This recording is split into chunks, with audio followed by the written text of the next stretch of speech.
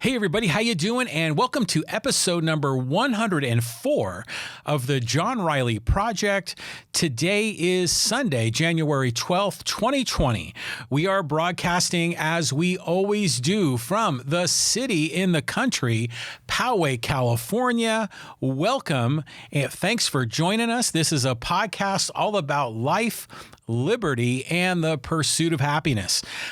Today we're going to talk about Neil Peart and the band Rush. We're going to talk about some San Diego news, some Poway news, some sports, some politics, some cultural things that'll be really fun to explore. But before we get started, just right from the top, I'd just like to ask a favor of you. If you're watching on YouTube, please subscribe to the channel. You can just click on the subscribe button right below the video, and you can even click on that bell to be alerted when we have new episodes. And if you're listening on iTunes or Spotify or Stitcher or whatever your popular podcast platform is, please subscribe there. So we're really working on building up our subscription base and just really trying to build the audience, share the news, and your support is just so appreciated. We really thank you for joining us. God, there's so much going on right now. I mean, first of all, I hope you all had a really happy holiday season. Speaking for myself and my family, we just had a great time. It was very relaxing. Both of our children are in town, so it was terrific. But now it's we're about into the second week of the month of January, so we're kind of right back into reality. So hopefully that transition's been good for you too. Like I was saying, this is our first solo podcast, really in about a month, with the holiday season. And then we had a number of really good guests over the last few weeks that I hope you got a chance to check out. We had Nick Neild on, he's the author of the book Just Be. And we talked about mindfulness and meditation and, really kind of settling your mind and gaining clarity, gaining focus. That was a really special podcast that I really enjoyed. Great self-improvement topic. We had Kevin McNamara here. Kevin is the developer for the proposed farm at Poway. And this is the transformation of the Stone Ridge Golf Course or Stone Ridge Country Club here in the northern part of Poway. And Kevin spent, 3 hours with us. He talked about the plan. We went over, a lot of the details of his housing plan, the farm, the agriculture, the butterflies, the barn, the open spaces. And Kevin also shared a lot of amazing thoughts, very insightful thoughts on things that are going on here in Poway with Poway politics and the Poway business environment. Kevin, a longtime Powegian and, spent a good amount of his time also in Rancho Penasquitos. So an important and really kind of a powerful local figure. So if you're interested in what's going to happen, potentially what's going to happen with the Stone Ridge Country Club, or just want to get insight to members on the Poway City Council and Poway Unified School District, boy, Kevin really shared what he thought, and it was a fabulous interview. So I hope you can check that out. Okay, and then of course we had David Leland.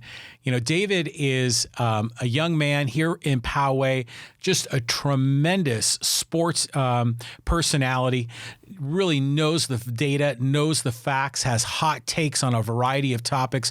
We talked about the Padres, the Aztecs. We talked about the NFL.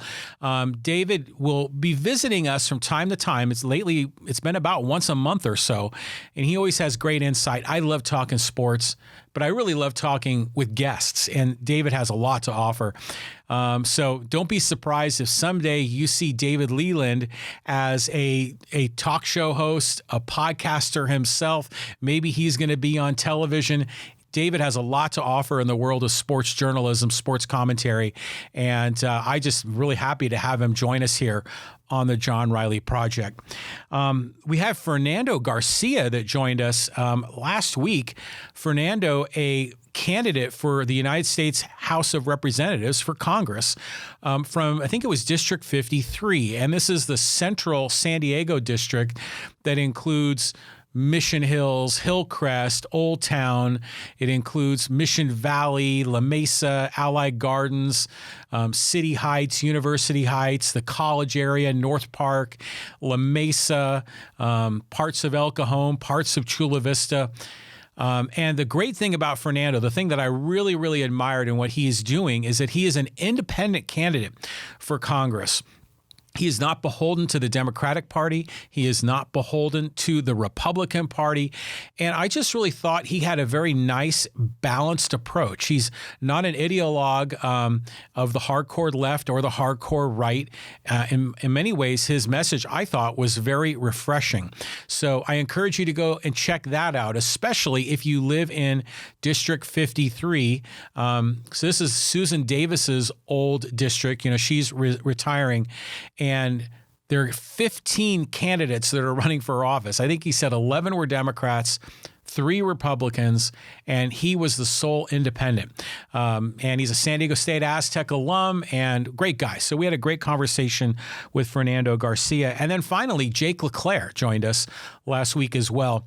Really an interesting conversation about addiction with drugs and alcohol, or really alcohol is a drug. I should just say addiction with drugs and some of the darkness that's involved there, and ways to seek help and ways to break free of the addiction. And then, of course, Jake's has a unique therapy where he brings patients that are struggling with addiction out to the ranch, and they connect with what he calls equine therapy or horse therapy, where in the presence of a horse, there is a certain magic where these struggling addicts can find that inner peace and really live in the moment and really address reality rather than living in this false reality of addiction. And the horse provides an amazing and innovative mechanism to get people to that special place. One quote that really stuck with me in our interview is he said that for a normal person that goes to traditional therapists, it might take them 2 years to work through a set of issues. But with equine therapy, that 2 years can be reduced to 2 months. I was like, wow. So a great conversation. We talked about the prevalence of drugs in society and how easy it is to get drugs. You know, here in our North County inland community, we talked about Rancho Penasquitos and Rancho Bernardo and Poway in that conversation. So really fascinating. Opioids was discussed, alcohol. So it was a really interesting conversation. So I invite you to join us on that episode featuring Jake LeClaire and our conversation about addiction and equine therapy. And so that brings us to where we are now. And so we're back here doing a solo podcast. And, like I said before, I really enjoy having guests. I prefer having guests rather than doing the solo podcasts. But I think these solo podcasts are a fun way for me to fill in the gaps, a fun way for me to express myself and just share my top of mind thoughts on a variety of things, and a conversation starter. So, when we talk about these things, we always invite you to follow us on Facebook and Twitter and continuing the conversation. My handle on Facebook is John Riley Project, and on Twitter, it's John Riley Poway. So reach out to me there if you want to continue the conversation. So I really want to talk about what I thought was one of the bigger news stories of this past week was the passing of Neil Peart. And Neil, the drummer for the rock band Rush, really some think he is the greatest drummer in rock and roll history, and just an incredibly talented man. And he passed away of brain cancer. He had stepped down from the band Rush about 5 or 6 years ago. And I remember originally he had said that his shoulders and knees were worked over from so much physical exertion behind the drums. And if you see the way he plays, he really gives it his all. But it turned out, I guess he wasn't really public about it, but he did have brain cancer that he had been battling with, for at least the past 3 years. And he finally passed away. I think it was in his home in Santa Monica, California, earlier this week. So, Neil Peart, just like I said, just one of the greatest drummers of all time, an incredible lyricist. I mean, he's like a legit poet and an author, and just really had so much to offer with this rock and roll band. The band Rush, if you're not aware of them or familiar with them, and I thought this was an incredible stat, Rush has sold some 40 million records, and the band ranks third behind the Beatles and the Rolling Stones for the most consecutive gold or platinum studio albums by a rock and roll band. Wow. I mean, anytime you're in that lofty of a presence, right up there with the Beatles and the Rolling Stones, Rush was an important band, a very special band, a progressive rock band, a band that didn't always get their just due for a number of reasons, and we're going to talk about that. But Neil Peart was just the intellectual behind this project and just a really special guy. And over the past week, especially I think it was on Thursday and Friday, we just saw on Facebook just an outpouring of I guess sorrow, an output of respect, an outpouring of respect for Neil Peart. Just tremendous tribute. And then, even this weekend, I'm watching the NFL games, and on television, they have the bumper music right before they go to commercial, and they were playing a lot of Rush music. So it was great to see it there as well. But, Neil Peart, just a really interesting guy. He's a very complex guy.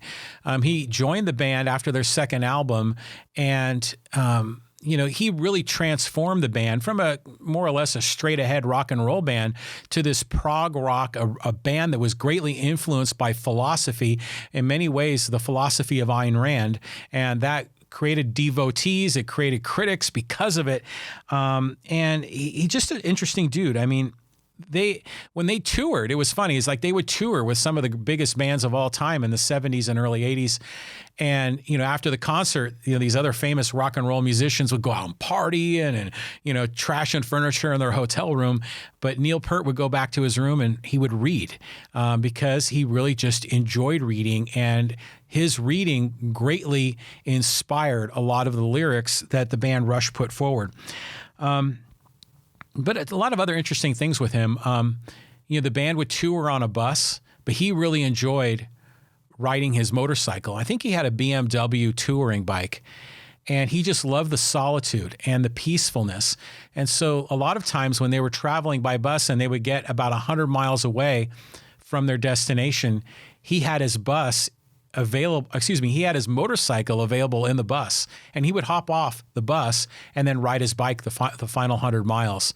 And it would just be I think Nick Neal would appreciate this, a form of mindfulness, a form of meditation as he got ready and prepared for his next concert. He also, he had a tragedy in his life. It was around 1997. His daughter, at the time his only child, was 19 years old. She was, in a car accident and lost her life. And this just ruined him. And then he basically took time off. He said he was retired. It turned out to be a sabbatical of about 4 years. And even within a year after he lost his daughter, his wife passed away. So he just went through a great deal of tragedy.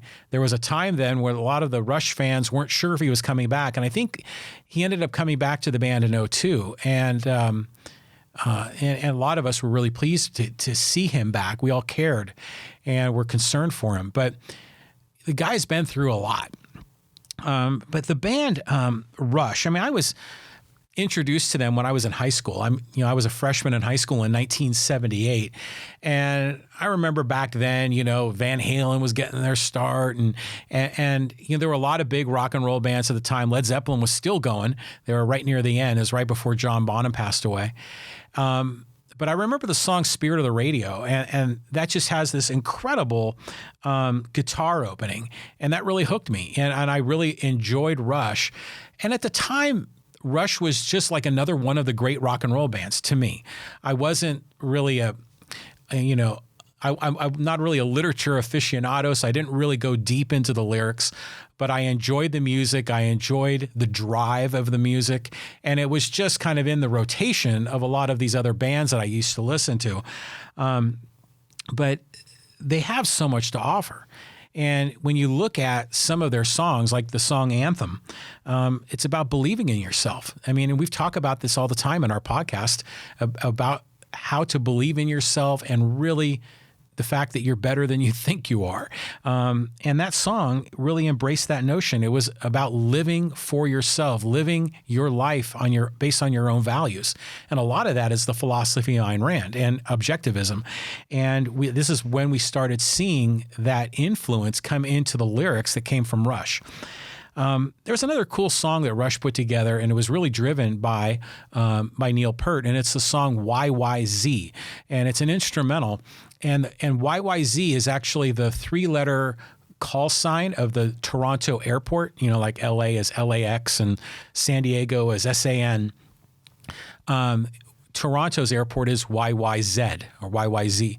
And if you were to transform YYZ into Morse code, that is the rhythm of the song YYZ.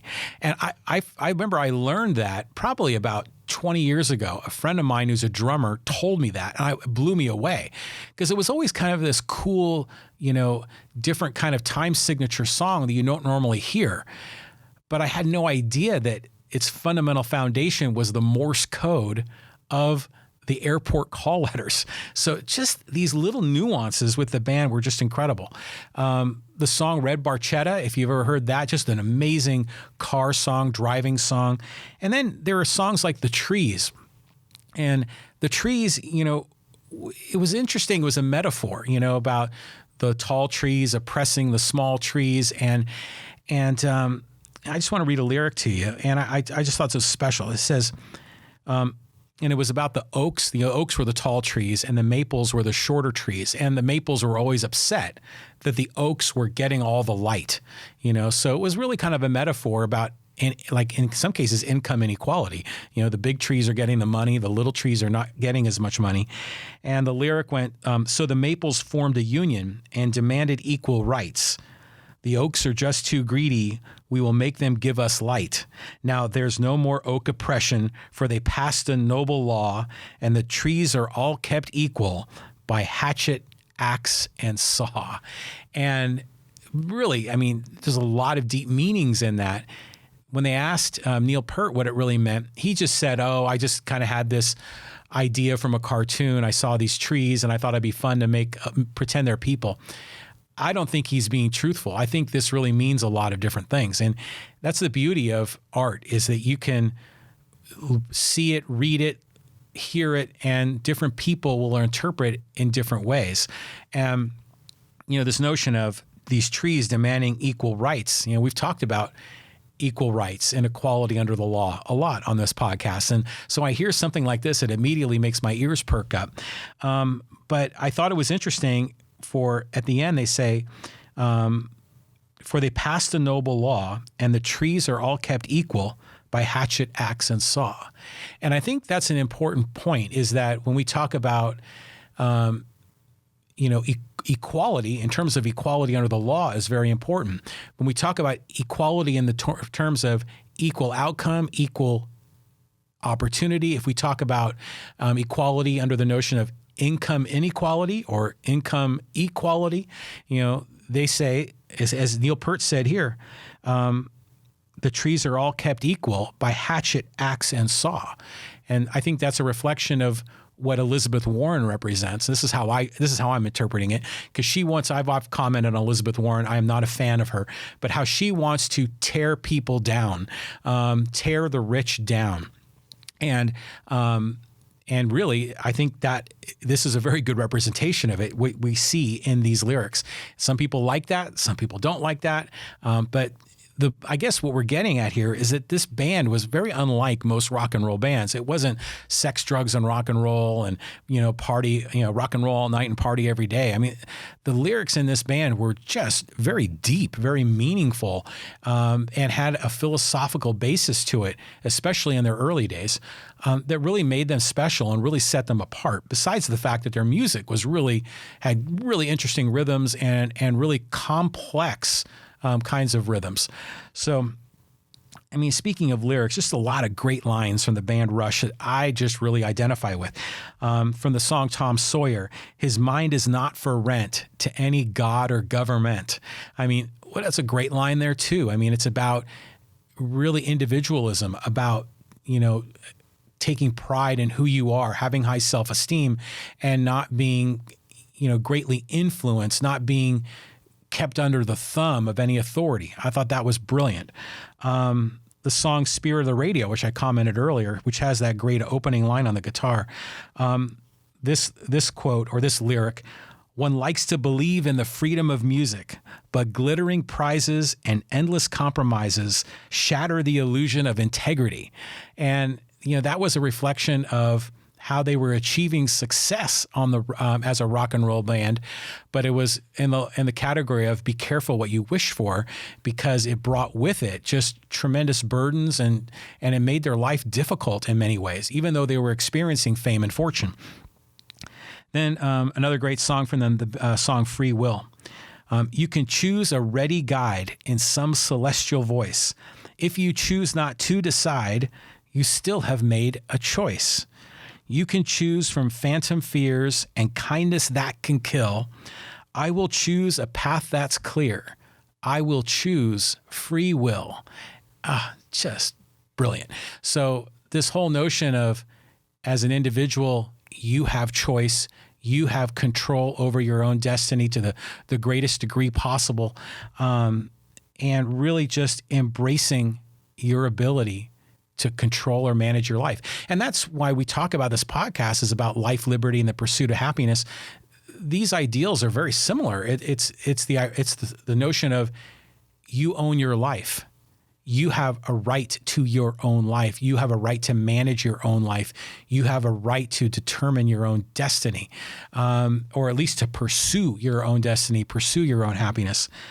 And this song Free Will just says, you have the ability to choose, and you should take advantage of that. And don't let authority figures try to thwart your choice. Another song, which is a great one, Subdivisions, which I just loved. Be cool, and this is a song about teenagers, and they were teenagers in high school, and the struggles that teenagers go through in high school, and the battling with their peers. But this was in a suburban environment, where, as an artist, they were framing the suburbs as a place sort of devoid of richness or character like we would see in a vibrant city. And the lyric goes, "Be cool or be cast out. Any escape might help to smooth the unattractive truth, but the suburbs have no charms to soothe the restless dreams of youth." And it was great. And if you see the video is tremendous, where it's kind of a loner kid, and he sees the popular kids bopping around in cars. And then he eventually makes his way to the city and all the glittering lights, and he's infatuated with all of it. And then he kind of tires of it and then comes back to the suburbs. But it was all about the struggle as a teenager and the peer pressure and the things that go on in a culture in high school. And it was just fantastic. What a great song. This is another great line here, and this is from the song Witch Hunt. "Quick to judge, quick to anger, slow to understand, ignorance and prejudice and fear walk hand in hand." Let me say that again. I think I might have disrupted the rhythm. Quick to judge, quick to anger, slow to understand, ignorance and prejudice and fear walk hand in hand. So that's from the song Witch Hunt. This, I think, is very reflective of what we're seeing in the political environment in America. This notion of ignorance and prejudice and fear. I mean, think about the people that want to build the wall along the southern border. A lot of that's based on fear, in my opinion. A lot of that based on prejudice. But we see fear and hatred and prejudice all through all these divisive things in our culture, in our politics, where people are divided by race, by sexual orientation, by ethnicity, by gender, by religion, by nation of origin. I just think this is really special. Quick to judge, quick to anger, slow to understand, ignorance and prejudice and fear walk hand in hand. Wow. And then another song, this is from Entre, Nous, and this was just kind of a neat lyric that I really enjoyed. "Just between us, I think it's time for us to recognize the differences we sometimes fear to show. Just between us, I think it's time for us to realize the spaces in between leave room for you and I to grow. So this song was a lot about his relationship with the audience, but in many ways it's about the relationship between people. And, you know, it's time to recognize the differences we sometimes fear to show. You know, and this is all about the uniqueness of the individual.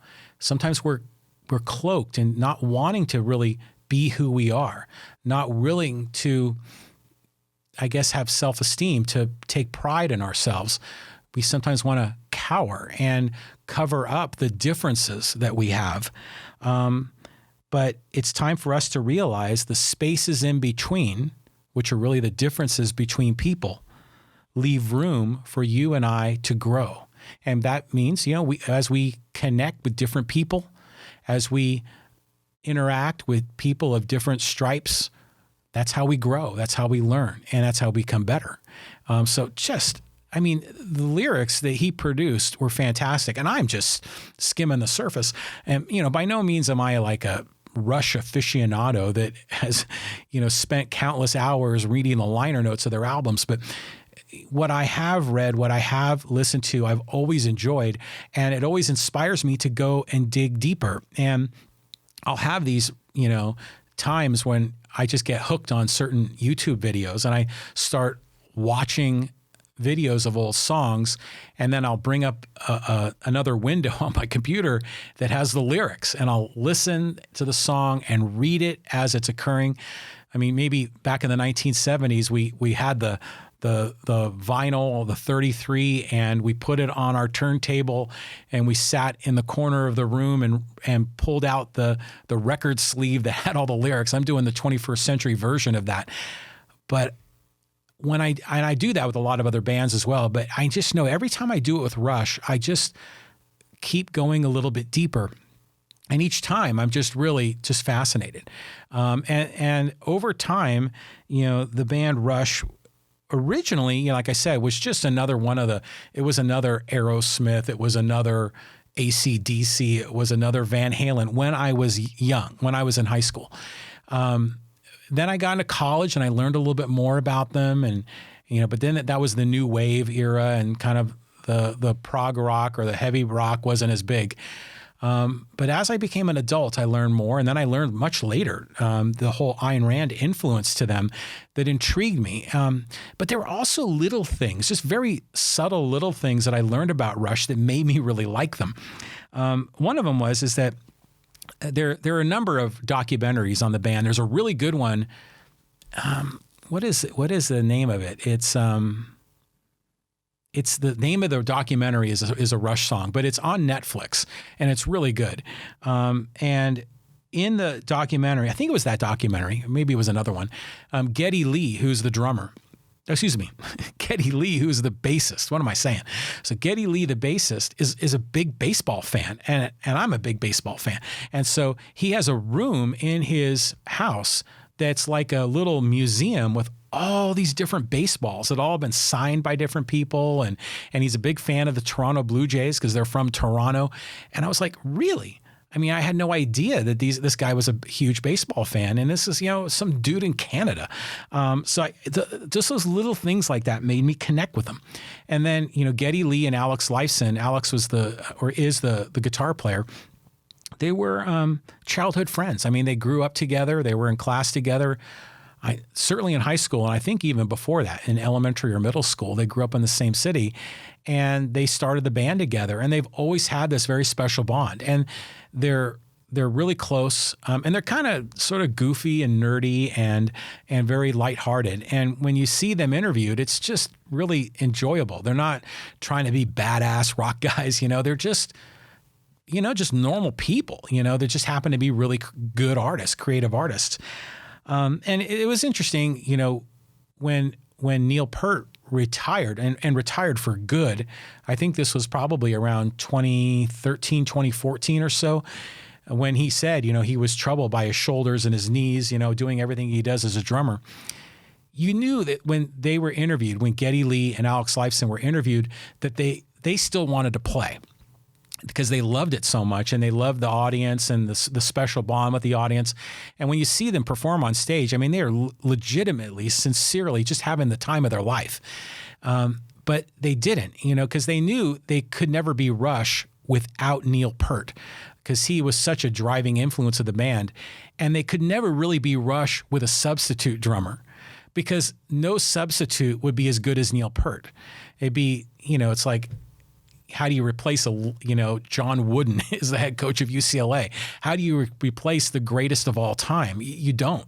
You have to go out on top. And I know that kind of dug at them. You could tell. They wouldn't say it straight up, but you knew that they wanted to keep gigging. But, I appreciated that they were so respectful of Neil, not wanting to go on without him. But then other little things, like in the 70s when they first got going, they toured with KISS, and they got to know Gene Simmons and Paul Stanley. Now, back when I was in middle school, this is a funny story. It's back when I was in middle school. This is like 1977, 78 in that time frame. And this is right when Saturday Night Fever came out, and boy, everyone loved the Bee Gees, and then Fleetwood Mac, and that was like a big thing in that era. And I love the band KISS. I like in my bedroom, I had this giant KISS poster, and then right next to it, a giant Led Zeppelin poster. But KISS especially, because I just love the fact that they were a rock and roll band, and they were like comic book people, and it was just fun. And there was a girl in my class. Her name was Deidre Merriman, and we used to walk to school together, and this is like when we were in the 7th grade. And she really liked the band KISS too. And everyone else liked the Bee Gees. So it was like this battle, who's better, the KISS or the Bee Gees? And it was just funny. So anyways, Rush toured with KISS, which in some ways, I mean, their music, like I made reference earlier, the Rush is the exact opposite of rock and roll all night and party every day, which is what KISS is all about. But they respected each other, and they had a great relationship. And when you see interviews with Gene Simmons, he'll often talk about Rush, and he'll kind of joke that, yeah, those are nerdy guys, and they go back in their room and read books and play board games. And, when he was out, hooking up with God knows who. But they still had a great deal of respect. And I think in many ways, KISS sort of taught Rush, the band Rush, some of the ropes about touring and gigging and everything else. So to me, again, these little things, I loved baseball. Geddy Lee loved baseball. I love KISS. Rush toured with KISS. And then, they have their fan base is unbelievable. It's like a cult. The fan base is just so loyal. They just love them so much. And when you sense that, when you realize that it has such a strong, loyal fan base, you just tend to have respect. And like the Grateful Dead is another band like that has just over the top loyal fan base. I've never been a huge Grateful Dead fan. I like, some of their more popular songs. I've never taken a lot of time to go deep into their catalog, but because they had such a deep, dedicated following, I've always had a great deal of respect for the Grateful Dead, especially since I grew up in San Francisco. So when I really, like I said, in 1980, 81, Rush was another one of the big rock bands. And then I learned more and more about them. And I get into the 90s and I realize that their followers are like these cult followers. And I'm like, wow, there must be something there. And then I saw the documentaries when the fans are interviewed, and you realize it's a very deep relationship that these fans have with the band, and it just further intrigued me. And then they also had just this, they can be really goofy, and they could have a fun sense of humor.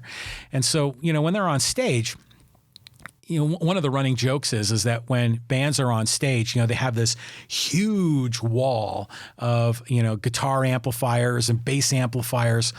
But in many ways, a lot of that's a facade. It's really, they only have one amplifier that they mic up, and that's what they run through the PA that drives the sound through the entire auditorium. But they create this backdrop of all of these amplifiers just to make it look, badass, and have a really interesting backdrop. But what Geddy Lee would do is he wouldn't use any like cool bass, bass amplifiers, bass cabinets as his backdrop. He would have washing machines or rotisserie chicken, just something goofy. And you could tell he just didn't take it that seriously, or he didn't take himself that seriously. And he was willing to be a little bit, I don't know, just sort of, with a wry smile. And then you see other times when Alex Lifeson will have, his, rack of guitar amps, but on top of him, he'll have like these dinosaur figurines and just some silly things. And I love that. I mean, because they weren't trying to be like, death metal or anything. They were kind of nerdy and fun and peculiar in a way. And it was endearing to me. So I just love them.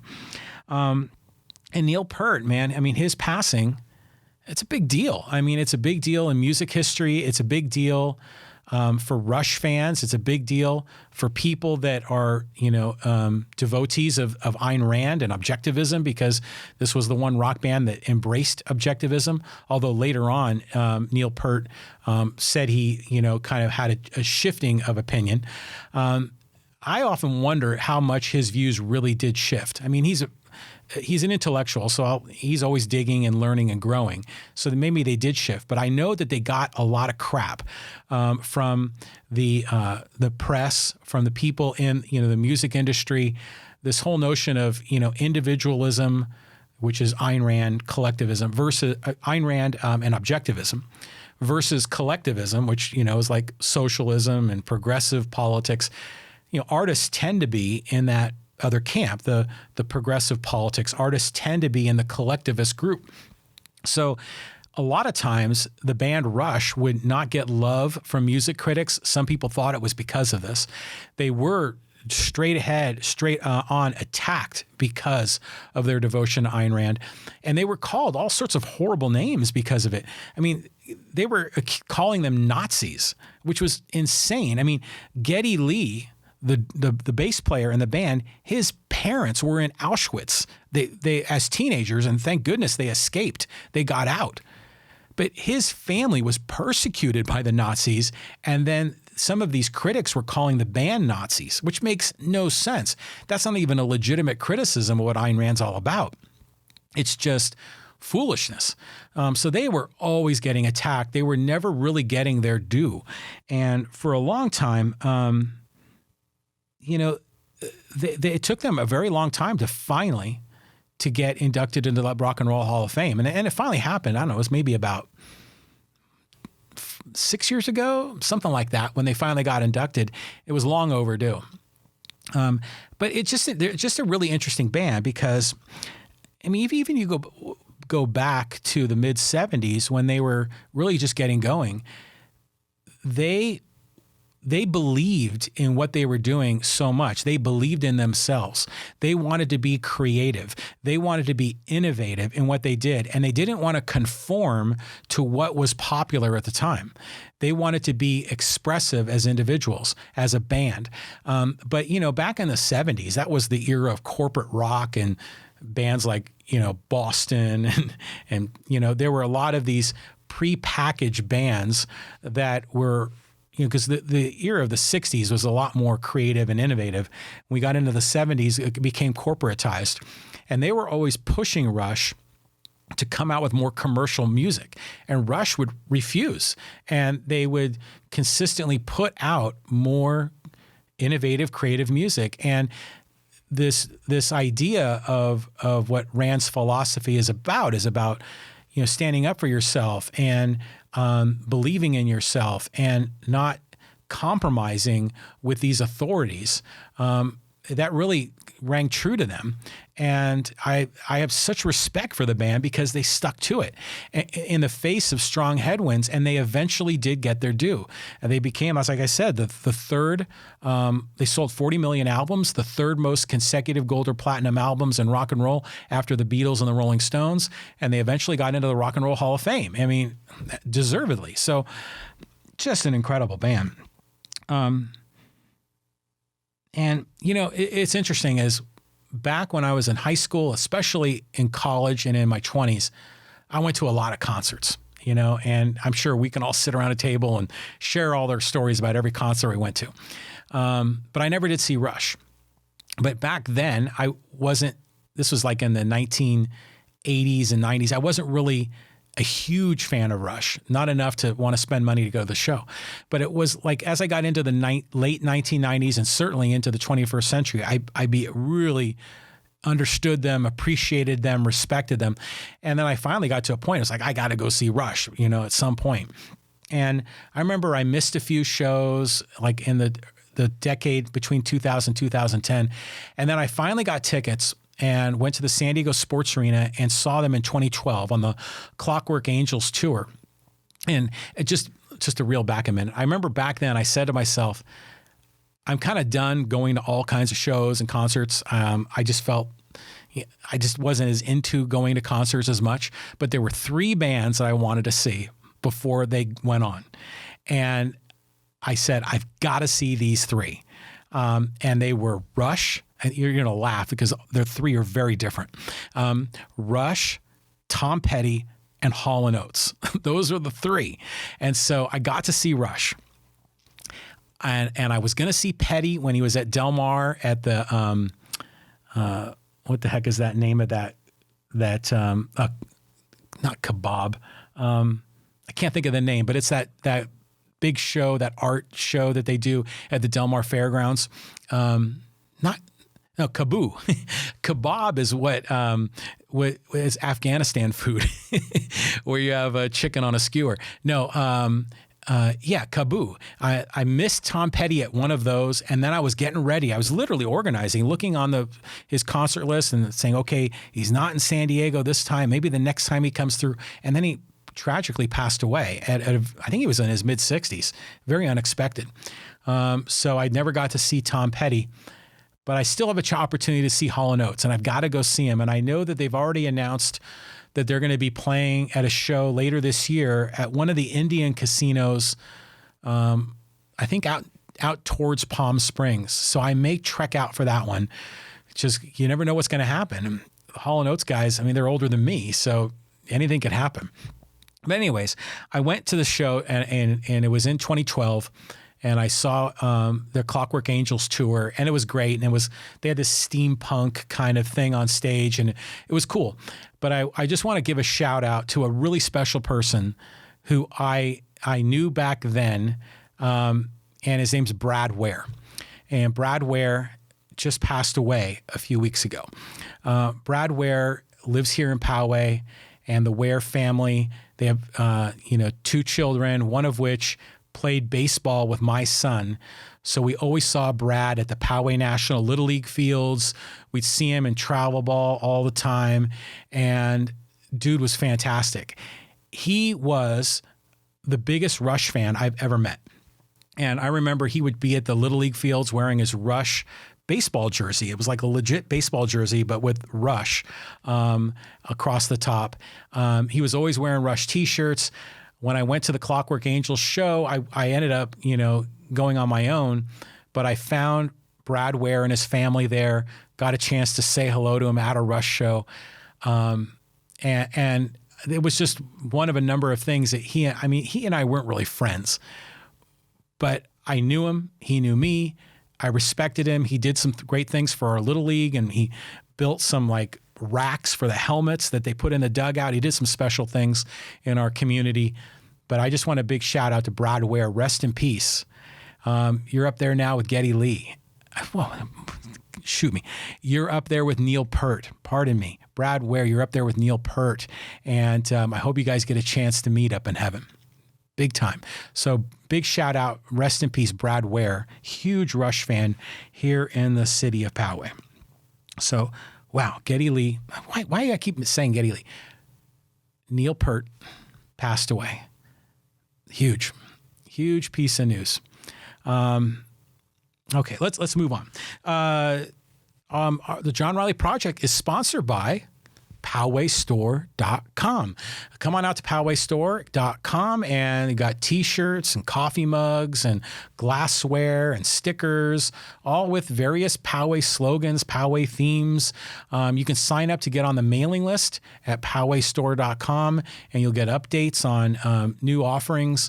And as long as we're talking about mailing lists, get on the John Riley Project mailing list. You go to johnrileyproject.com/subscribe, and there you can get on our mailing list too. But PowayStore.com, again, all kinds of Poway logoed merchandise, some fun things.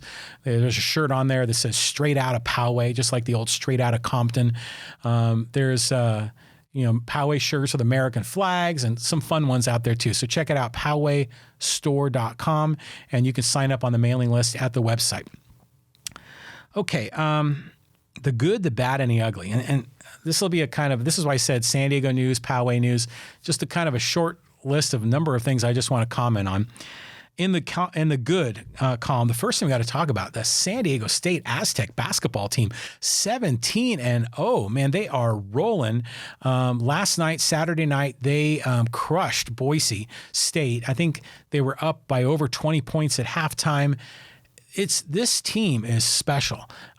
This team is very talented. They're one of the best defensive teams in the nation. They've got guys that can shoot. I mean, how many years did we go with an Aztec program that was one of the best defensive teams in the nation, but couldn't, for the life of them, put the ball in the bucket? I remember, it was about 5-6 years ago, they went up to Wyoming. The Aztecs only scored 9 points in the first half. So we've gone through a lot of years of having a very below average offense. Now the offense is just on fire.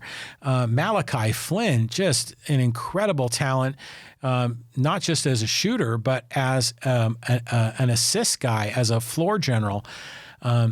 Yanni Wetzel had a great game, and loved when they were doing their, kind of rotation around the perimeter, and Yanni Wetzel would get the ball and he'd be up along the 3-point line and usually pass it off to one of the other guys in the rotation. And there was a couple of them last night. He would just turn the corner and go right to the rack and slam it down. It was beautiful. KJ Fagan finally had a big game. He scored 23 points. I think they had 4 players in double digits. Just an incredible performance, and the team is just doing so great. So their next game is Tuesday night against Fresno State in Fresno.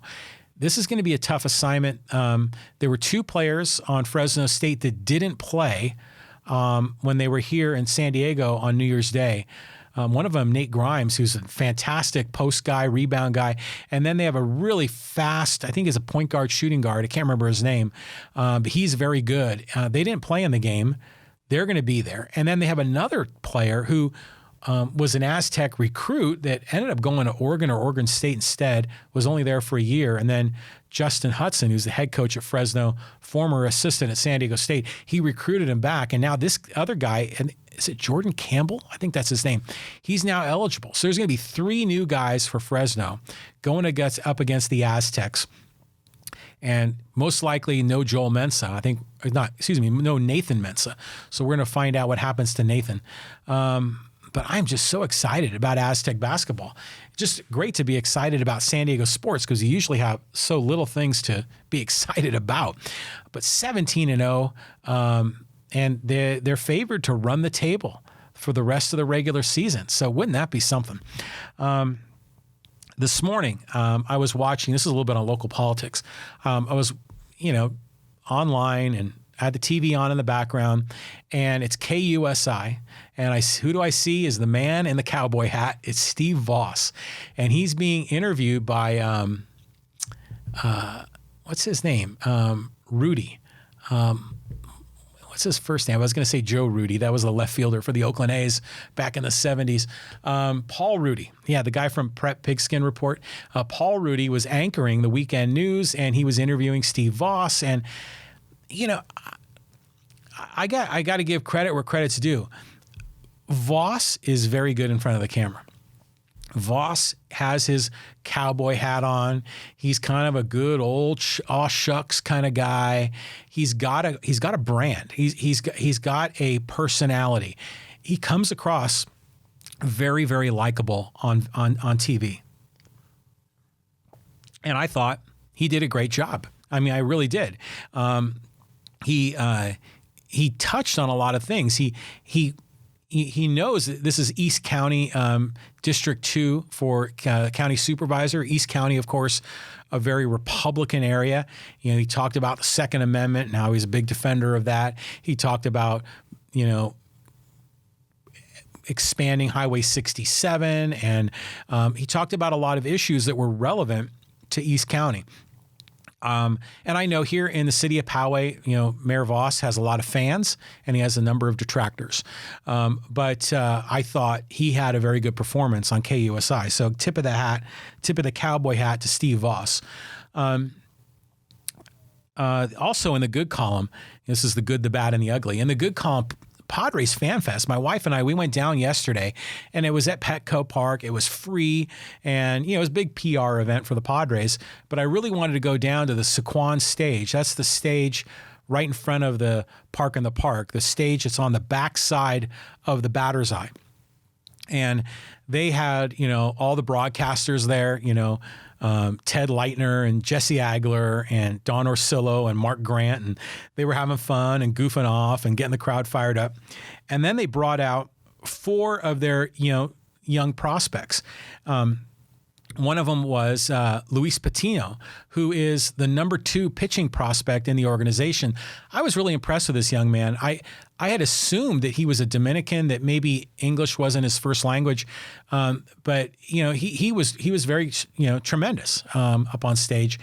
Then Joey Cantillo, who's a lefty pitcher, big kid, that was, I think, playing at Lake Elsinore last year. He's a top 30 prospect. Taylor Trammell, who we got in the trade with Cincinnati. He's played Double-A last year. He's a center fielder.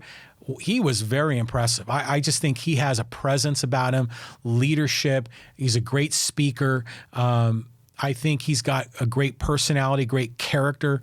So when he eventually works his way up to the big leagues, I think he's going to be tremendous. And then Owen Miller was there. I think he was a Double-A, either second baseman or shortstop, another top 30 guy. So it was cool to see some of the young prospects there. And then they brought up some of the major leaguers, and Manny Machado was there.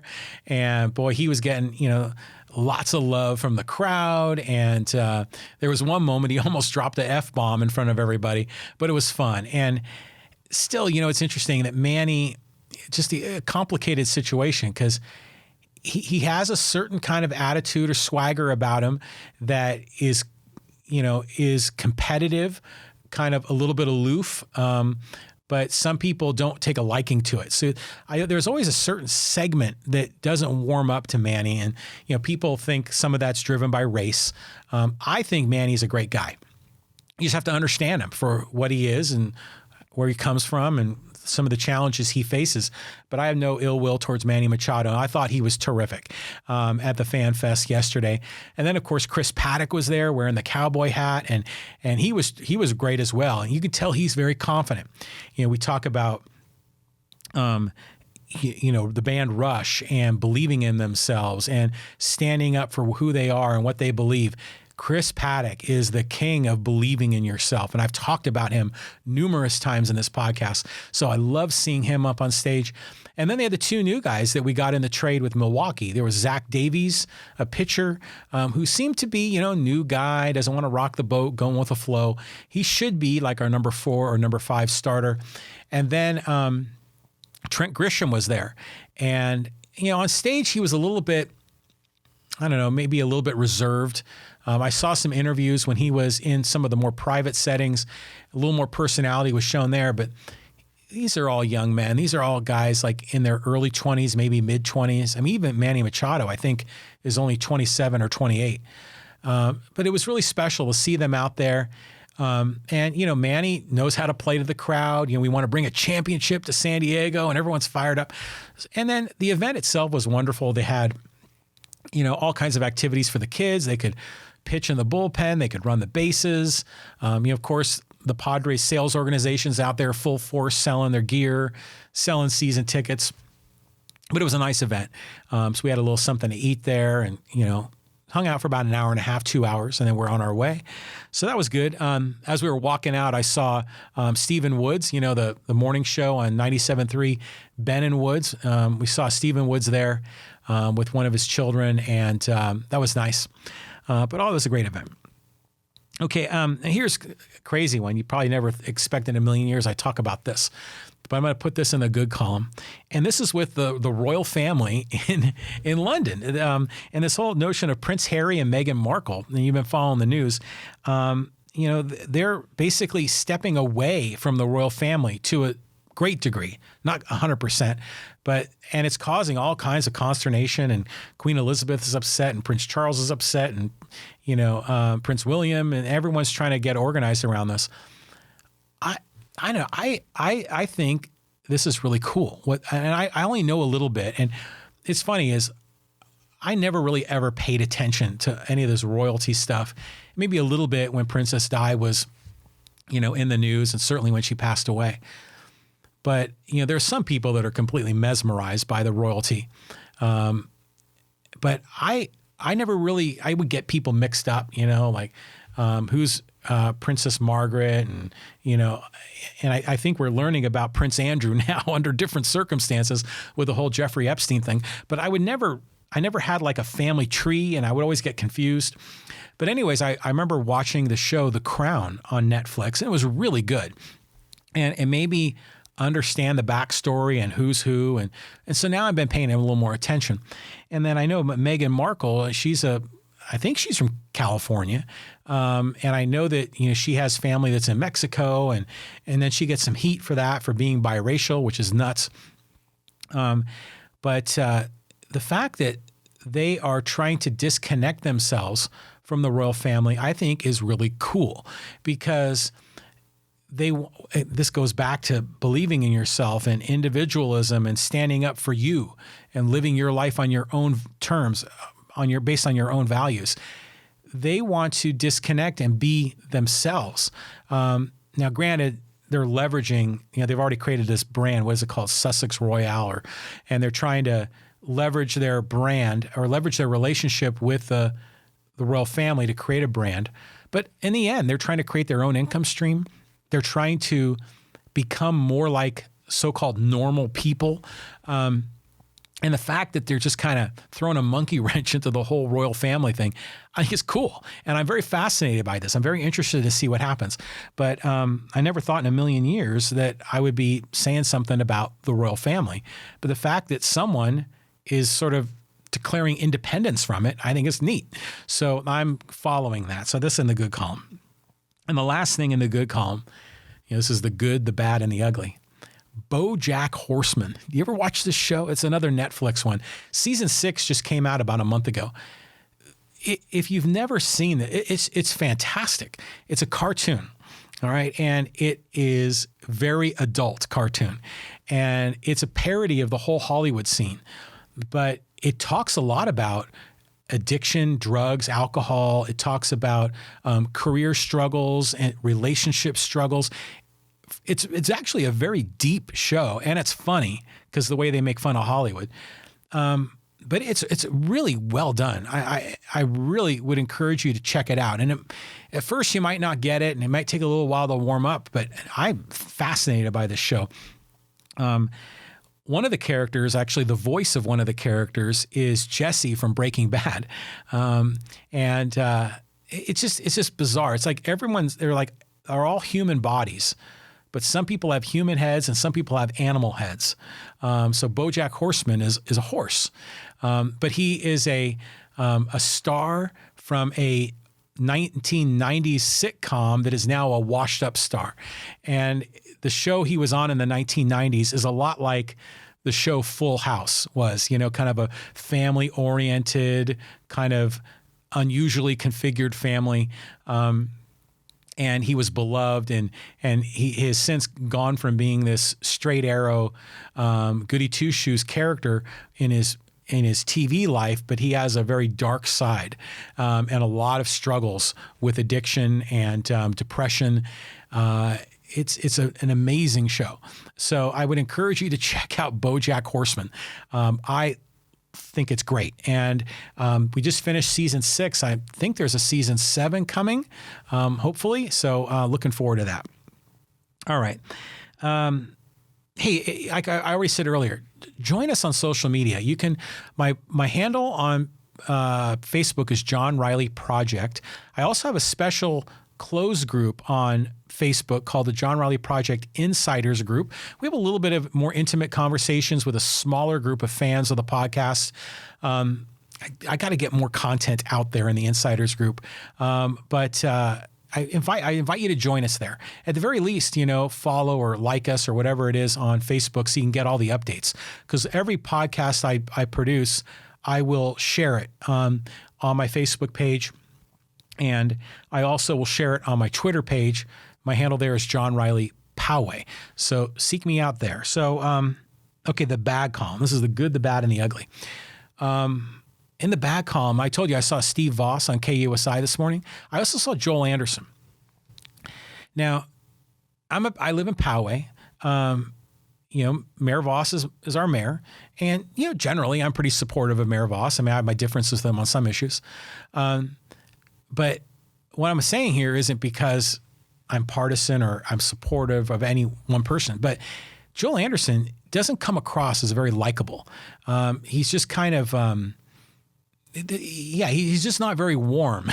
Vaus, I told you, it does tremendous in front of the camera. I thought Anderson was awkward, maybe a little bit abrasive, a little bit argumentative.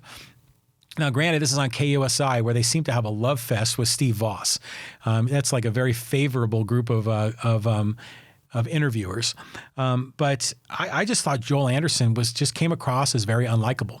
Now, granted, he has strong support from hardcore Republicans in that district because, he was serving that area in the state assembly and in the state Senate.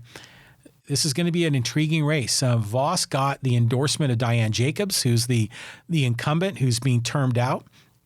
But Joel Anderson got the endorsement from the Republican Party here in San Diego County. So they're going to vote in March. I think it's March 3rd, I think. And so I'm fascinated by this race.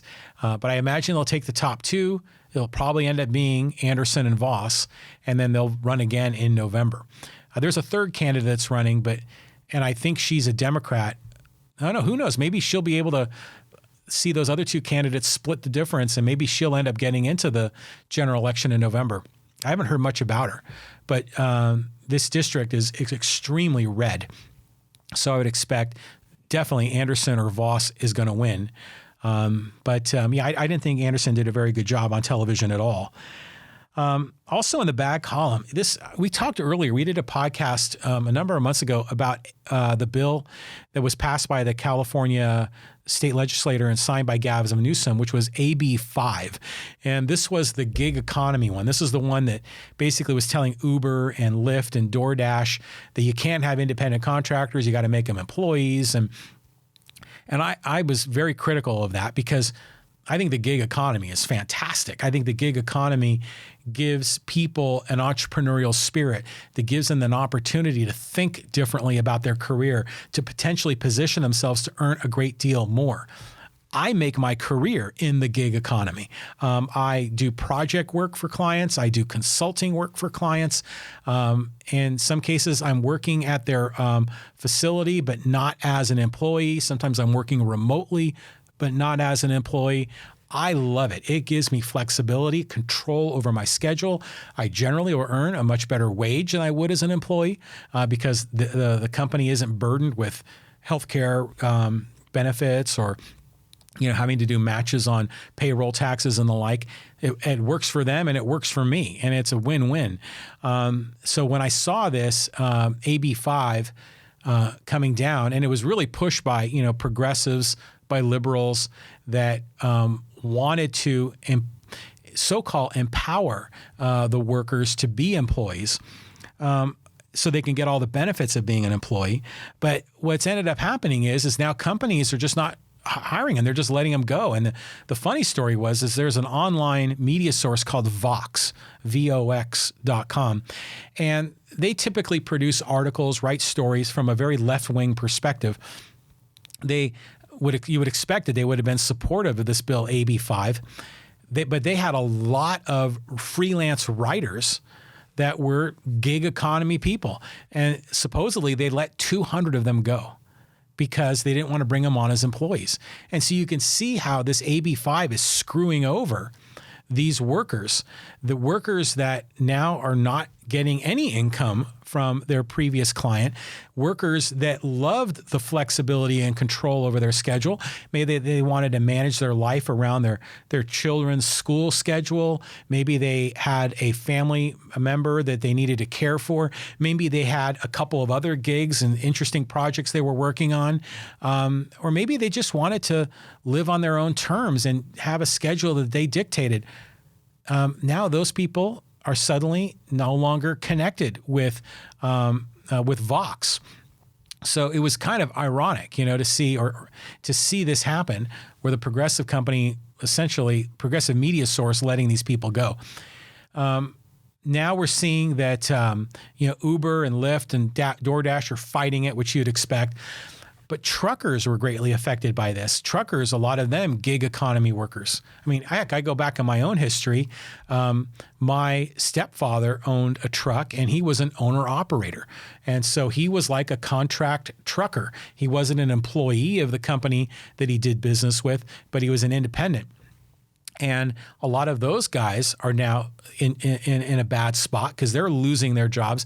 And so what ended up happening is that the state legislature carved out an exemption for truckers so that they won't be impacted by AB 5, which to me just proves the fact that it never should have been acted in the first place. When they have to have different rules for different industries, and rather than having equality under the law.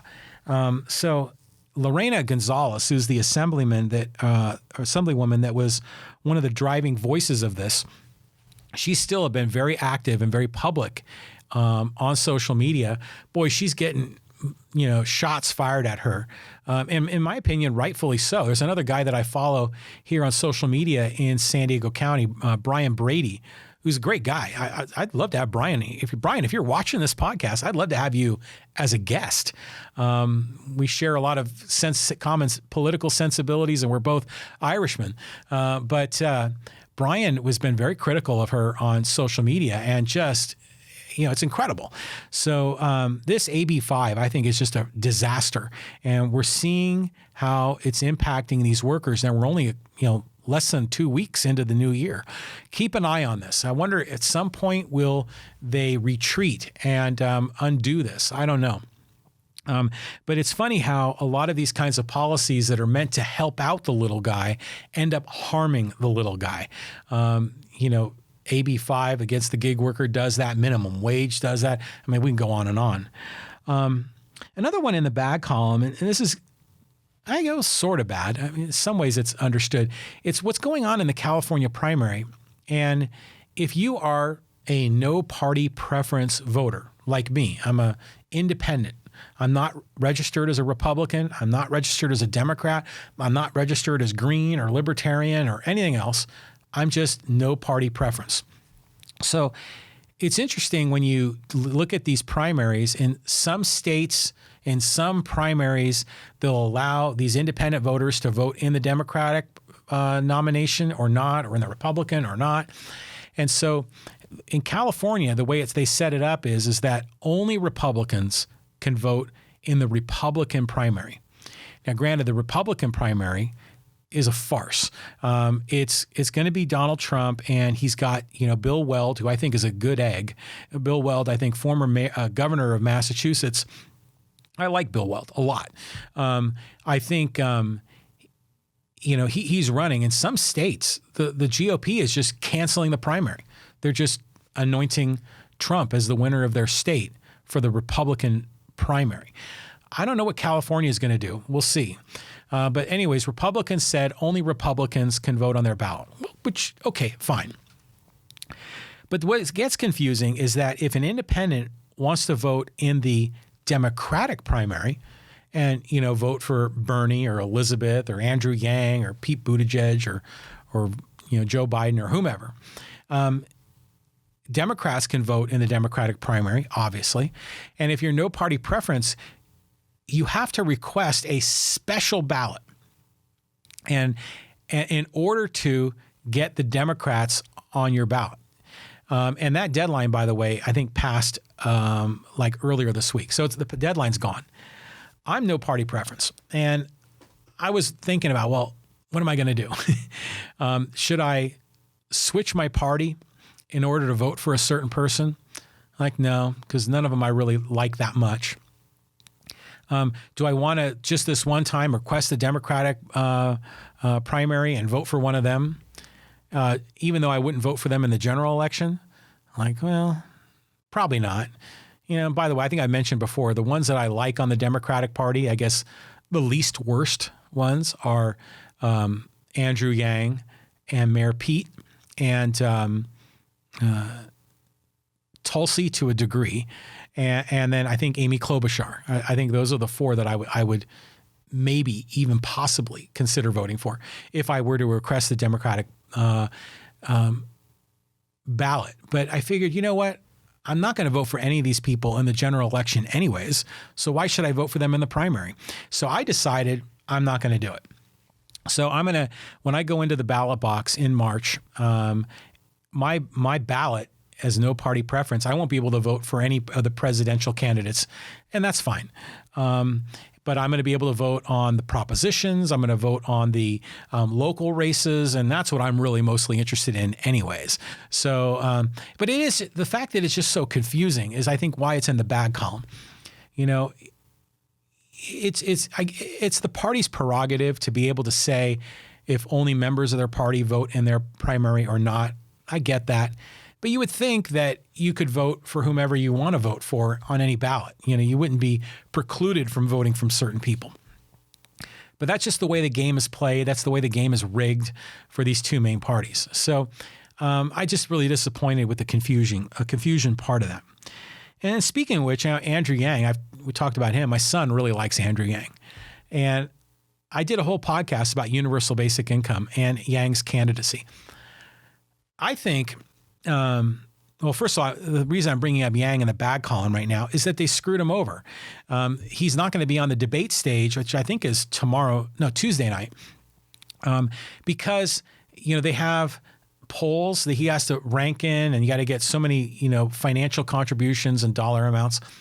And he had met all the funding requirements, but he had to be, I guess, in 4 polls above a certain percentage. They keep ratcheting up the qualification criteria, which I hate. And I've objected to that. I've mentioned it before. It's essentially the party is making choices before the voters have a chance to vote. And to me, this is very anti-democratic. And the Democrats are doing it this cycle. The Republicans did the same damn thing in 2016, where they would ratchet up the criteria to qualify on the debate. And, once a candidate is no longer on the debate stage, they are kind of cast aside as almost irrelevant. Their candidacy is doomed. They don't get as much fundraising and people begin forgetting about them. So Yang, he didn't make the stage because he didn't appear on enough ballots, but they hadn't done any of these ballots in those states. And I think this is in Iowa, the primary is going to be, the debate. They hadn't done any local polls for over a month. This is ridiculous. And they said, oh yeah, it was the holidays and we didn't want to do polling. Well, they should have done a poll last week after New Year's, because Yang, his trajectory is going up right now. He's just been going up, and now he's going to be left off the stage. I think that's just terrible. And that's why I have him in the bad column. But I think there are certain aspects of Andrew Yang's campaign platform that I think are fantastic.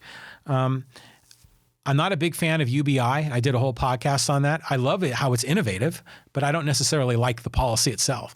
Because, once everyone gets $1,000 a month, then they're going to start saying, we need $1,500 a month. We need a living wage. We need $2,000 a month. And then before you know it, the politicians will start handing it out, and then it'll just spiral out of control, in my opinion. And there are other reasons I'm not a fan of it. But he has taken strong stances that I agree with on a lot of other issues. I love his bravery. I love the way he takes positions on a long list of things on his website, way more than any other candidate, because most candidates are coy. They're calculating. We talked about that with Fernando when he was here earlier this week about how candidates will not talk about certain issues so they avoid alienating groups, so they can avoid making a tough choice or taking a position. Andrew Yang takes a position on everything. I love that in him. And I just like him as a person. I think he's a man of great character. I think he's very relatable. He's the kind of guy that you feel good around. So I'm rooting for his success. I'm also rooting for Pete Buttigieg's success. I think he's smart, intelligent. That's the same thing, right? He's a veteran. He's thoughtful, authentic. I like Pete Buttigieg too. And he'll be on the stage, of course, but Yang won't. So that's in the bad column. And the other one in the bad column, it's kind of a sad, is Marianne Williamson is stepping down from the race. And remember, Marianne Williamson is Oprah's spiritual advisor, and she is a candidate for president, and she's finally stepping down. Now, you say what you will about her. I mean, she was out there with some of her things, but I do appreciate the fact that she was wanting to bring love into the conversation and have policies that were driven by love. And I know that sounds crazy from a political perspective, but I appreciated that in her because that's who she is. And we could all use more love in politics because there's so much hate, so much evilness, so much backstabbing in politics that it was nice to hear a candidate talk about love. And, of course, she had no chance. She never did.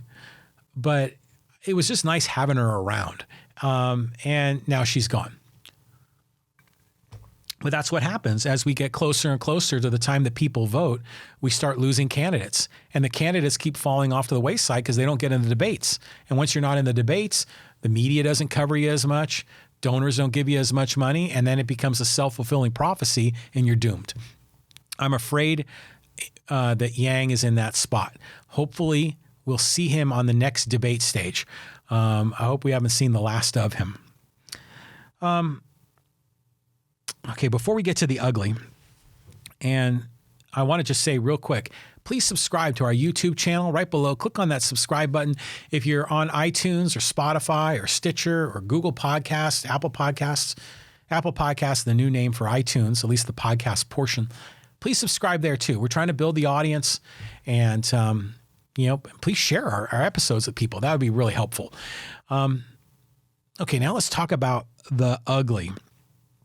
And boy, I've had a number of conversations with some of our local friends here on Facebook. And these are two hot issues. The first one is this Proposition P that's getting going here in Poway Unified School District. They're now getting ready. You're going to start seeing signs and campaigning for this new school bond for Poway Unified School District. And this is going to be fascinating. They're wanting to borrow $448 million. This is 4 times what they borrowed in the $1 billion bond, but they're financing it through a more traditional bond. So I think the $1 billion bond, I think in very rough terms, was like about $170 million that was paid for over the course of 20 years, totaling nearly $1 billion in payments. That was outrageous. It was nearly a 1-to-10 ratio of payback, and it made Poway Unified a national embarrassment. It was on the front page of major newspapers, and then later on, of course, the school superintendent was caught embezzling money, found guilty in a court of law, and he was dismissed. And there was all this controversy, but that bond was just so egregious, so awful. You always wondered, would they ever ask for a bond again? Well, now here we are. The school district is making the claim that the roofs are leaking and air conditioning isn't working, and we can't teach our children in a safe environment. They're right. The school does need improvement. What's interesting is that some of the schools that need improvement were the ones that were funded originally by the $1 billion bond less than 10 years ago. And some of those facilities need to be fixed again, even though they promised us that those would have a lifetime far, far longer. But there are other schools that are suffering, and they legitimately need help. The question is should we pass a bond? I've been very outspoken on this. I am a big no on P. I think this is a bad move. Well, the school district already has bonds that are cooking, bonds that we're paying on. The $1 billion bond, those payments don't start until 2033 and will go for 20 consecutive years. That bond cannot be financed. We're going to pay nearly $1 billion. And then now we got this other bond that's coming forward, and this would be a 28-year term on this new bond for Prop P. So we're talking about layers upon layers upon layers of debt. Now this, you might say, well, this is infrastructure improvement. It's for the children. It's for the kids. We've got to do this. Well, yeah, you got to fix the damn schools, no doubt about it. But how do you pay for it? That's the question. Are you going to come back to the voters again who just got screwed over on a $1 billion bond and demand that they pay more? You know, I think it's like $55 for every $1,000 your property's worth. So, no, do I have that right? So if you are, I think that's about right. So I think if your home has a assessed value of around $500,000, I think this is roughly about $250 a year that would be added to your taxes. If your home is worth roughly $1 million, then your taxes would be increased about $500 or more a year. So we're not talking about tiny money. This is a significant amount of money. Should the school district come back to the voters who just got screwed on the $1 billion bond and ask for more? All the while considering the fact that the school district is managing its finances poorly, has been having multiple years of consecutive budget deficits. I served on the Budget Review Advisory Committee. In fact, I chaired it back in 2016? No, it was in 2015, pardon me. In 2015, we made a recommendation to the school board then. You are facing a structural deficit. What this means is that their recurring annual expenses, like for salaries, things that are recurring every year, their recurring expenses were greater than their recurring revenues. But it was masked. It was not made visible because there was a lot of additional one-time money that back then Jerry Brown would send down to the school district that would paper over that structural deficit and made it look like it was a balanced budget or maybe a small surplus. But you can't count on one-time money. If you have a structural deficit, you have to get those aligned. We warned them, stop spending on new things. Cut spending where you can to get this aligned. We even gave a list of recommendations on places where they could cut. The school board ignored our recommendation, instead continued to give raises to the teachers, give raises to the other employees in the district, give raises to management. This is all part of the quid pro quo, right? Where the unions endorse the candidates are elected, and then they in turn will quid pro quo return the favor and give the raises to the teachers, to the management, and now they're working on the other employees, the so-called classified employees. These are the administrators, the non-teachers, essentially. They continue to give out those raises, and now we find ourselves mired in more and more deficits. And you're thinking, how can you have a deficit when we're in a so-called robust economy, a time when tax revenue dollars flowing into Sacramento should be so significant? And it is. But what happens with these local government agencies, and we're seeing this in other school districts, other city governments, not in Poway yet, but certainly in the city of San Diego, certainly in other school districts, they're all facing these huge deficits. And you're thinking, how could this be possible when revenues coming into the district are growing? And it's because they're just spending more. They spend it just as fast as it comes in, and sometimes faster than it comes in, creating these deficits. And so you're thinking, at least I'm thinking, we got screwed over by the school district with the $1 billion bond. And yeah, sure, these are different people, different superintendent, different school board. I get it. But still, as a taxpayer, we got screwed. Now you're coming to us for more when you can't even manage your annual budget, when you can't even balance your budget. When we're having a robust economy, in good times, you should be saving money. You should have a surplus that's put aside. And then in bad times, like if we ever hit another recession, I mean, the shit's going to hit the fan because they'll have to have mass layoffs. It'll be ugly. Because in bad times, you want to have that cushion. You want to have that reserve to get you through. But right now, we're burning through the reserve. We're burning through the reserve at such a rate that it's become a news item. And, you know, we're below, right now we're below, I think it's a 10% threshold that they had set for themselves. Now the budget, the reserve fund is below that amount, 10% of the annual revenue. And now they're saying, well, we can get it down to 2. It's because I think around 2% is the minimum required by the County Board of Education. It's approximately that. But that's dangerous territory, my friends, because if we go into a recession, and many people predict that we are, I mean, it's going to get ugly, and it's going to get ugly fast. So I believe, and I've said this from the beginning, the school district needs repairs on these facilities, needs infrastructure improvements. Some of these classrooms are in trailers with leaky roofs, and it's legit. The problem is real. We can debate how big of a problem it is. We can debate how much money they really need, but there really is a need at some degree. What they need to do is figure out how to live within their own budget. Now, keep in mind, the school district has revenues of about $400 million a year. They're asking for $448 million in this bond to be paid out over the course of 28 years. Okay?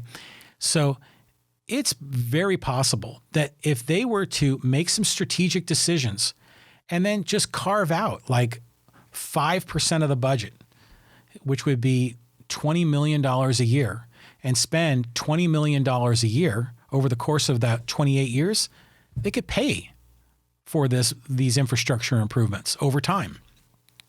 But they don't want to do that because the school board is so tightly in bed, so tightly held hostage by the unions. They don't dare vote to cut salaries. They don't dare try to figure out innovative ways to have less employees. Because if they did, the unions would come after the elected school board members and have a fierce campaign battle and try to kick them out of office.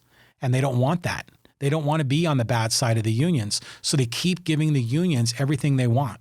And what it ends up doing is it pushes other expenses off the budget. Infrastructure improvements, even like things like tables and chairs. They have fundraisers for that sort of thing in these schools. You're thinking, how can you not have that as part of the budget? The reason they don't have it in the budget is because the salaries are now 80% or more of the total spending. It just pushes everything off to the edge.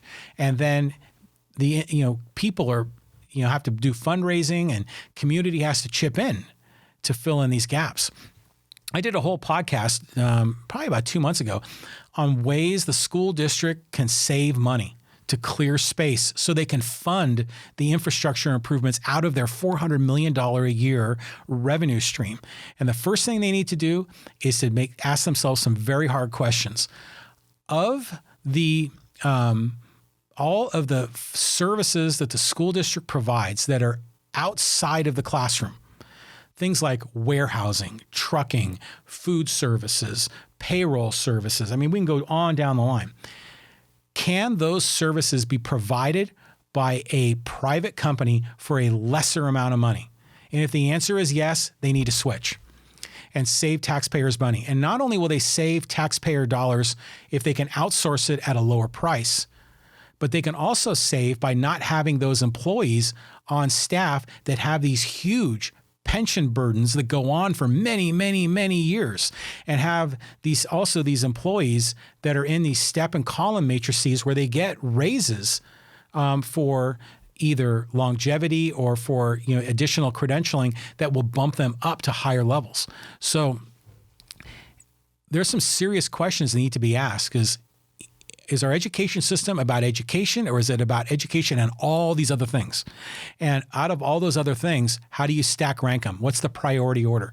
The ones that are at the bottom of that priority list need to be cut, need to either be eliminated as a service that the school district provides, or be outsourced to someone else. Like if you drive around town, you'll see like Poway Unified, trucks and moving things around.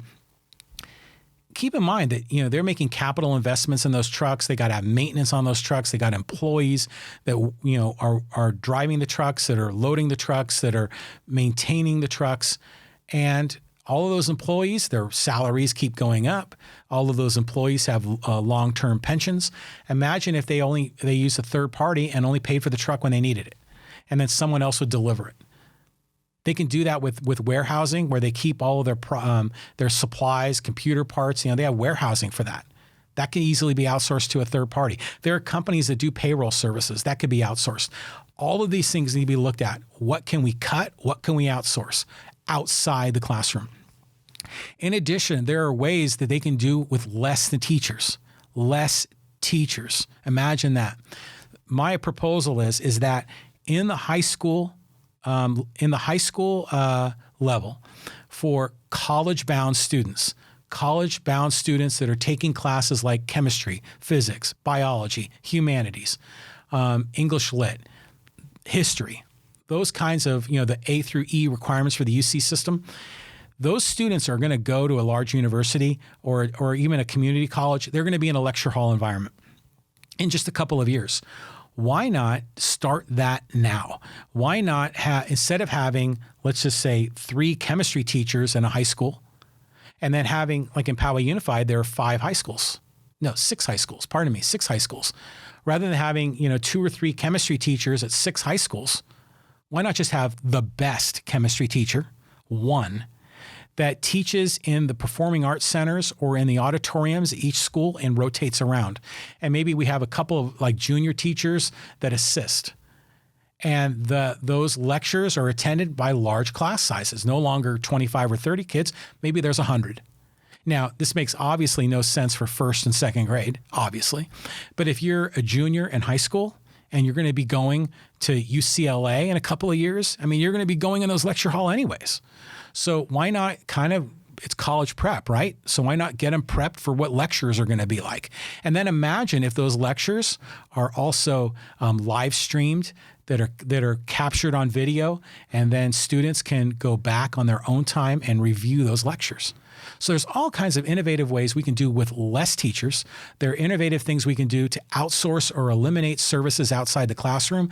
And then when you start outsourcing or eliminating services outside the classroom, you can begin eliminating the management at the top of the org chart that are responsible for those services that happen to have fat, 6-figure salaries. So there's lots of opportunity to do that. So I'm going to be a big no on Prop P when that comes out, and you'll hear more from me later on this. The last in the ugly column, and we're seeing conversation about this, is the Prop 13 split roll.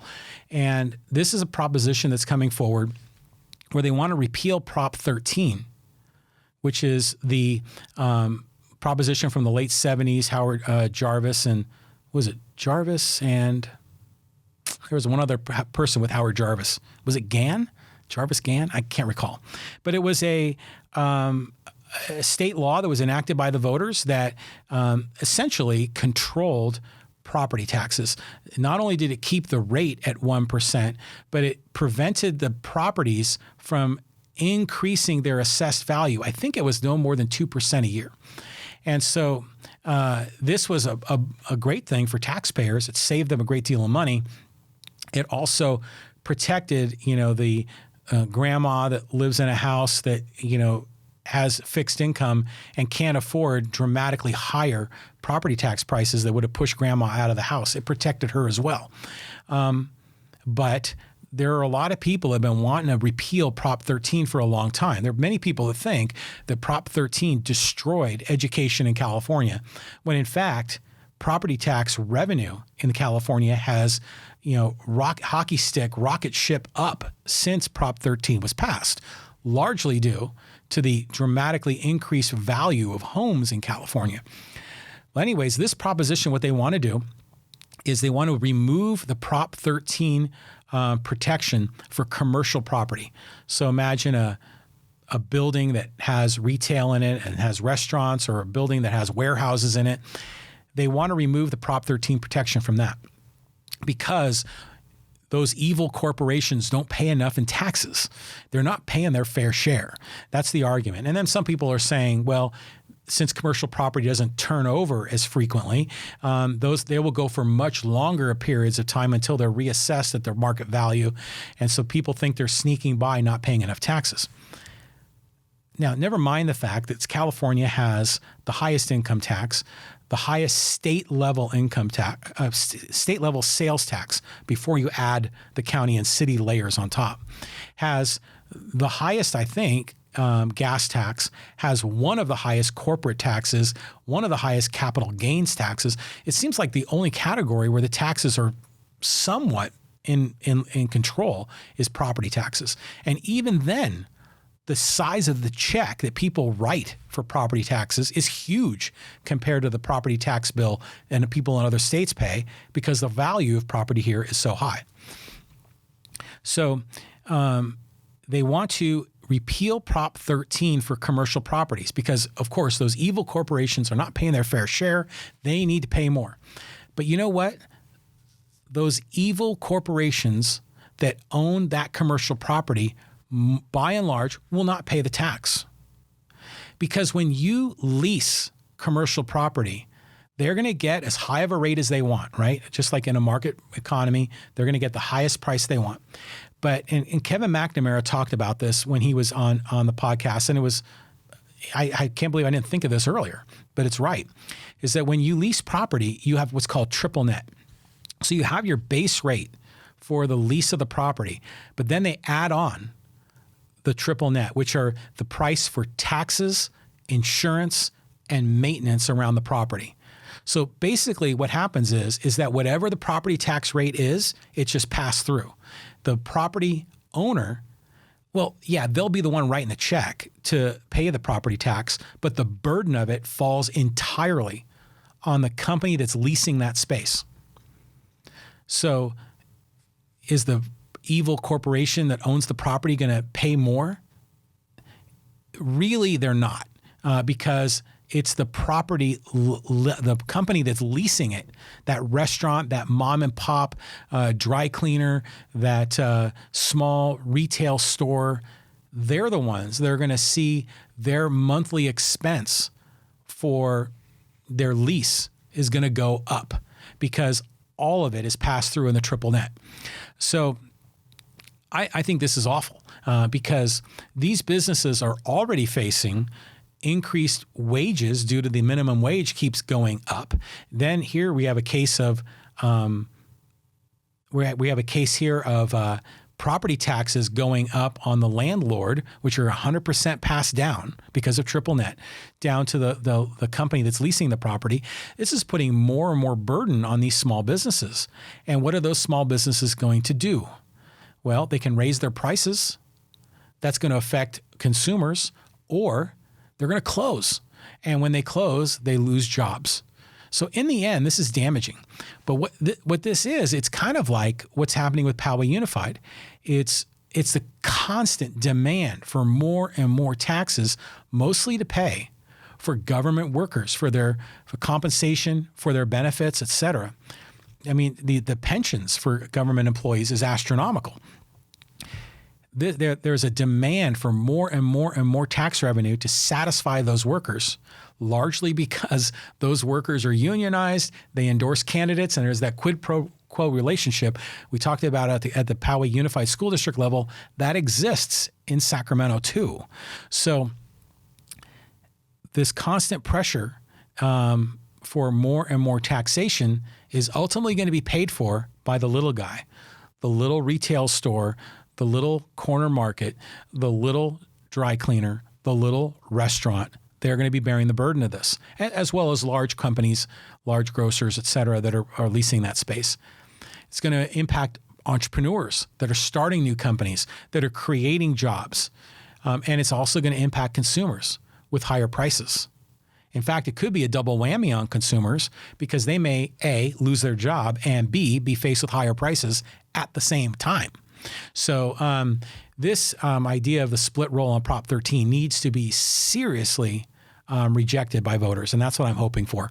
And as more information comes out on this, I'll be commenting on it again. Wow, we were covering a lot of ground in this podcast. So a couple of things. First of all, I want to thank you for listening or watching. If you've been this deep into the podcast, I appreciate your interest in what we're doing here. You know, this is a podcast about life, liberty, and the pursuit of happiness.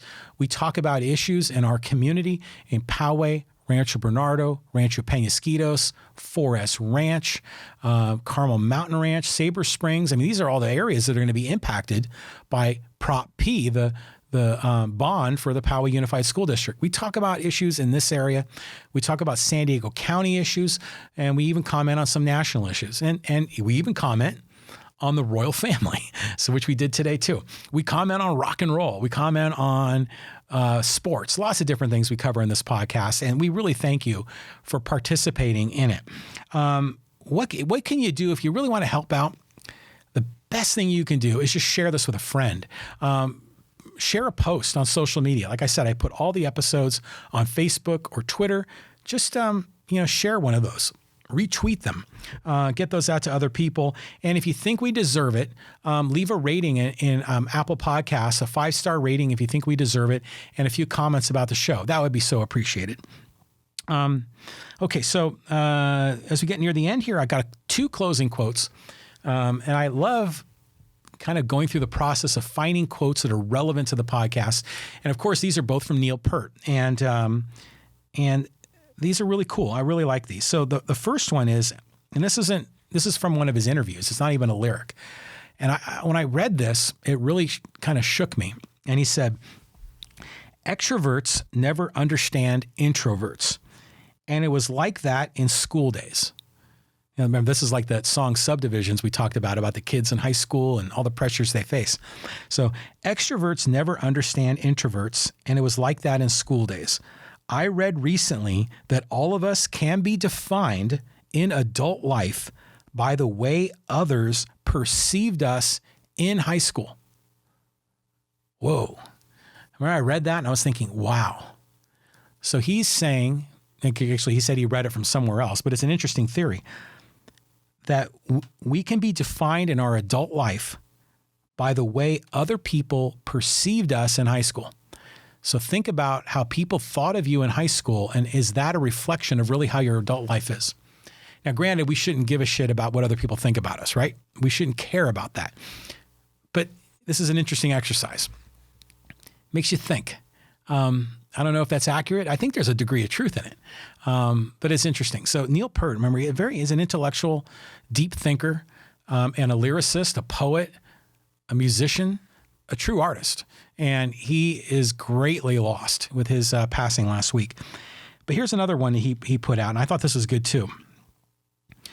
You can surrender, this is from Neil Peart, you can surrender without a prayer, but never really pray without surrender.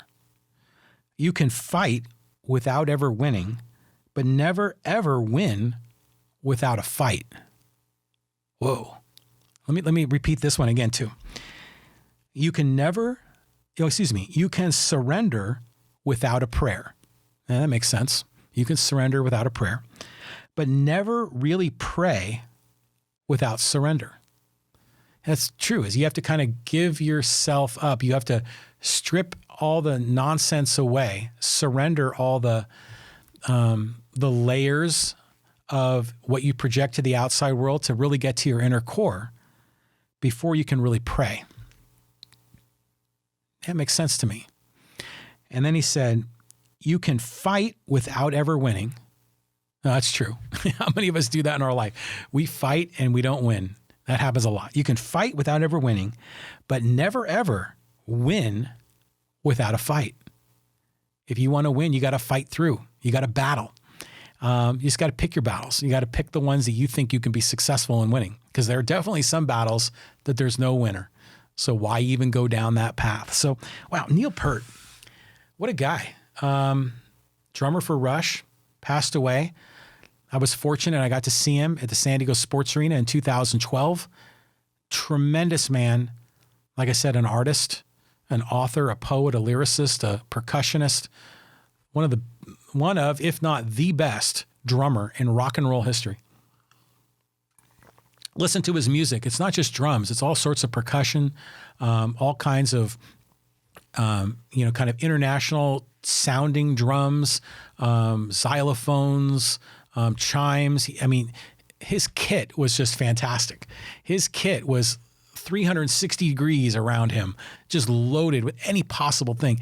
The guy was fantastic and just precision robot on drums. Just what a talent. He will be greatly missed. So I encourage you, go out there, listen to some Rush music, get inspired, bust out some lyrics. We talked about some of the songs. We talked about Subdivisions. We talked about, what other ones? Red Barchetta, The Trees, YYZ, and the Morse code pattern. We talked about Anthem. We talked about Spirit of the Radio, Tom Sawyer, Entre, Nous. Oh, man. And I'm just touching the tip of the iceberg. I'll be listening to some Rush this next week for sure. So this is John Riley. This is the John Riley podcast, John Riley Project. It's a podcast about life, liberty, and the pursuit of happiness. We're signing off, my friends. Thank you for listening. Thank you for watching, and have a great 2020. See you later, folks. Bye-bye.